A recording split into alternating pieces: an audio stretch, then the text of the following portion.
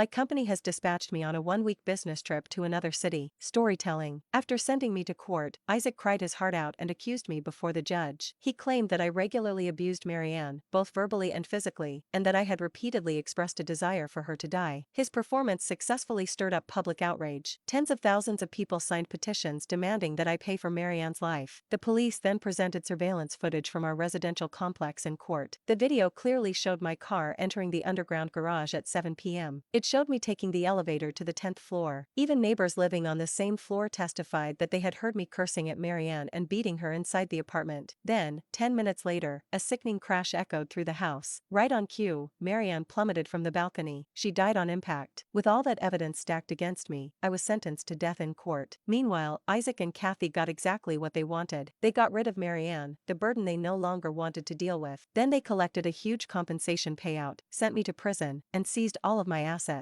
Those comments sent an ice-cold shiver down my spine. The monsters had been right beside me this whole time, and I never even saw them coming. Although I still had no idea how they had managed to fabricate such a perfect crime scene or how they had somehow made the me in the original timeline cooperate so completely. There was only one thing I could do now. I had to be patient. Every second I spent pretending to be unconscious felt unbearably long. It wasn't until the clock on the wall ticked past 7:10 p.m. that I finally let out a quiet breath of relief and slowly opened my eyes. Just then, the hospital room door was gently pushed open. Since I was awake, the doctor performed a brief examination. Fortunately, my car's safety features had held up well, and I hadn't been driving too fast. Aside from some minor external injuries, there was nothing serious. The CT scan of my head came back normal as well. A few days of rest would be enough for a full recovery. After the doctor left, two traffic officers in uniform entered the room carrying notebooks and pens. "Miss, how are you feeling now?" one of them asked. "Would you mind cooperating with a brief inquiry about how the accident unfolded?" I rubbed my still aching head and replied softly, "Thank you. I'm fine now, just a little dizzy." After a pause, I put on an expression of someone trying hard to remember. I was stopped at a red light when my phone suddenly went off. I instinctively reached for it, and somehow I accidentally hit the accelerator instead. Before I knew it, the car shot forward. The officers carefully recorded every word. One of them nodded and said, "We've already investigated the scene. At this point, it appears to have been a single vehicle accident. Fortunately, no other cars or pedestrians were involved. However, you'll likely be responsible for the cost of repairing the concrete barrier you hit. Also, the front end of your vehicle suffered significant damage. We've already arranged for it to be towed to the dealership for inspection and repairs." I nodded lightly, and a bitter smile crossed my face. "Of course, that's my responsibility. Thank you, officers. Sorry for the trouble. I had taken a financial hit and ended up with scrapes all over my body, but it was worth it." There had been traffic officers, medical staff, and so many